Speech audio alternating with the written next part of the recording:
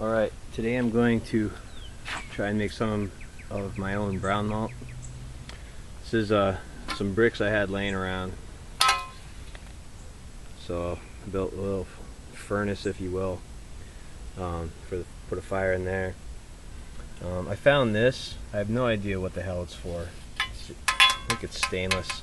I'm going to put some aluminum foil over this and probably try to build the sides up with aluminum foil, get a little more height, maybe 1 inch or so.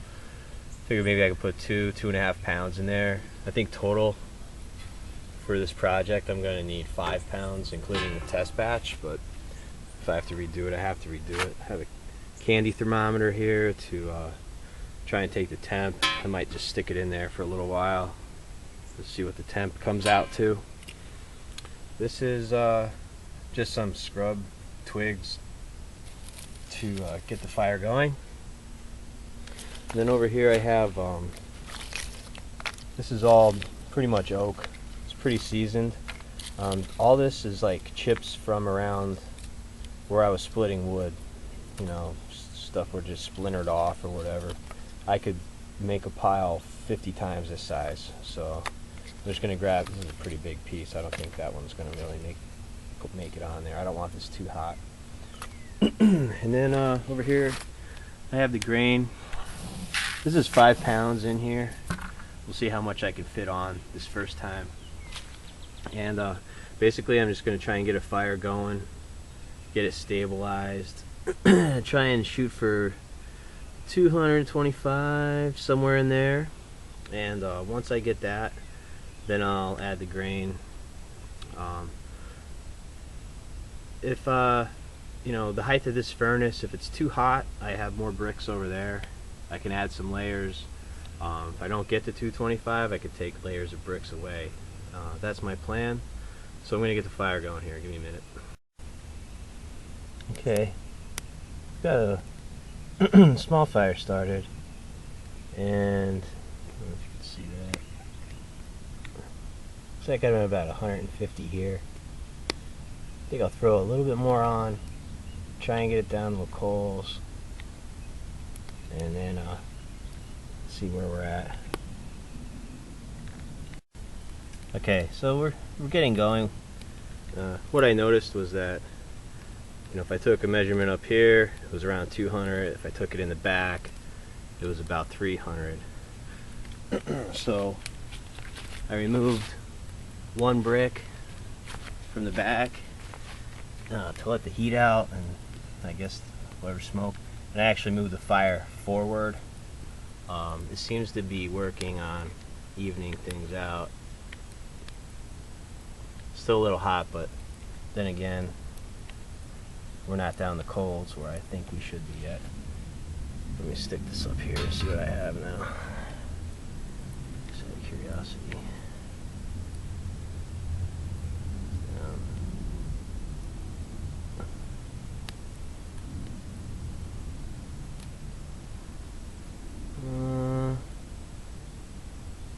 Seems pretty even, so I think that evened out the furnace.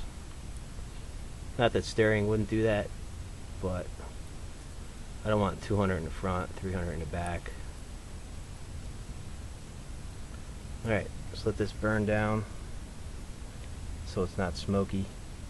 And I started separating out some like really small chips, so at the end I can just toss the real small, skinny papery ones on there like this, and flare it up at the end for a few minutes, get some popping and crackling. Alright, so I've resigned myself to the fact that I need a much bigger fire than I previously anticipated, which is still pretty small, but using just little chips just wasn't creating embers, so we've moved up to things about this big compared to the chips.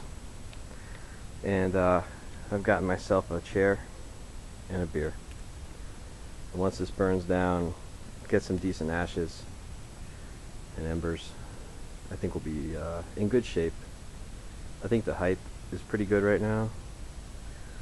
So just once I can kind of stabilize it, and I think once this thing burns out, there won't be all this smoke.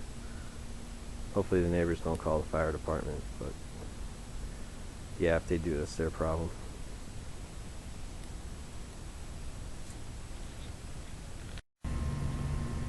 So things have been progressively escalated.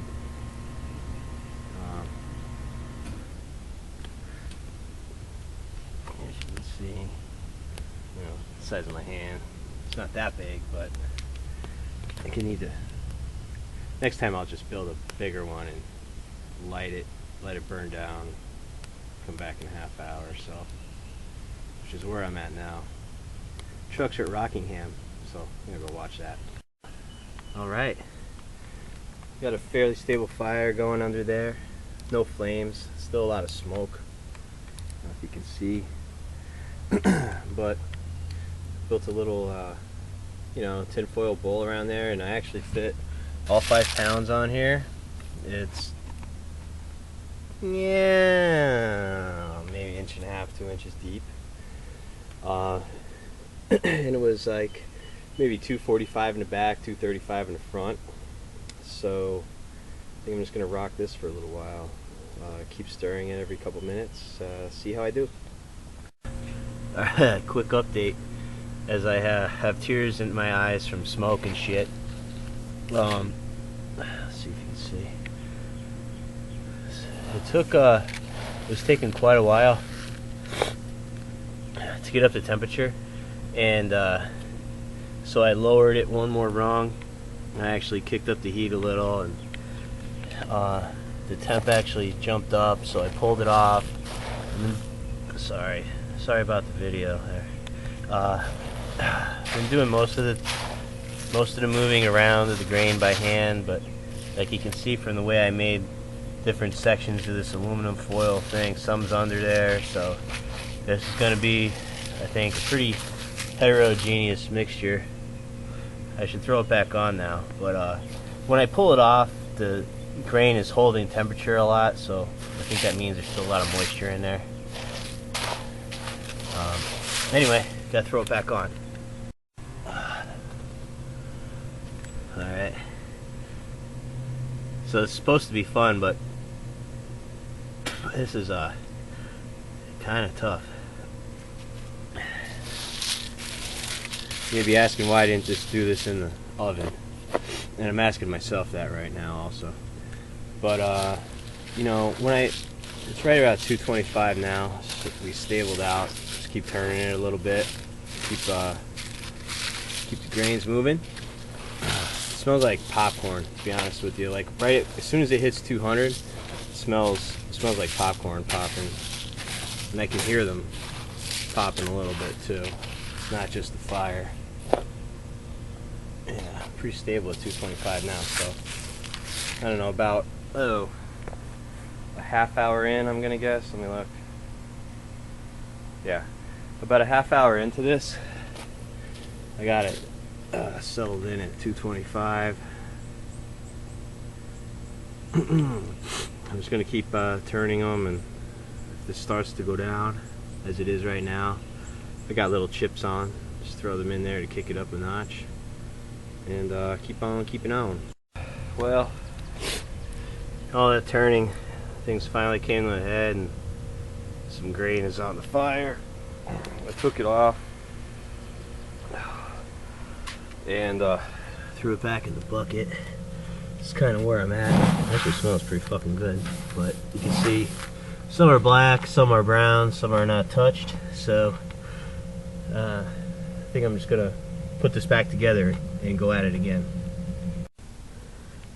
So my nose is still running and my eyes are still teary, but I think it's going pretty well. This shit actually smells really good. Like I don't know, I don't want to say toasty. No, it doesn't smell like toast. It smells a lot more like if you lit peanut butter on fire. I don't know. But I went in and got myself a reference. This is, out of the bag, undone. And this is where I'm at right now. I don't know. Seems I've gotten a good bit of color on a good bit of the malt. zoom in, hope that's focusing. Maybe I just pick it up. Sorry for the camera work. See, some of them are blown. Like, oh shit, this camera work is horrible, I apologize. Some are burnt, some are blown, some look like they've barely been touched. You know, I'm learning here today. I think in the future, I would not have put all 5 pounds on here. I should have known better. I would have only put maybe 1-2 pounds on here. Keep it a 1/2 inch. Right now it's like 1.5 inches. I kept it a 1/2 inch. I'm also finding that, you know, up around 275, 300 is where I really start getting color development and hear them snapping. I was stirring like a madman at first, but I started to, because I was afraid of it burning. You know, even at 225, I was stirring like crazy and nothing was happening. Starting to realize that stir it less, let it do its thing, and yeah, at a higher temperature, like 275, 300, it seems to be working a little better. What am I at now? Yeah. So in between, not quite 275 right there. With this system, I have to keep fanning the fire to keep it hot. I don't know. I'll daydream, figure out ways to do this better, but I think for a first run, this is not too bad. Alright, final product. There's the original. There's what I have. A lot of this blackness was from stuff that was like stuck to the bottom of the pan or foil or whatever, but even aside from that, you can see like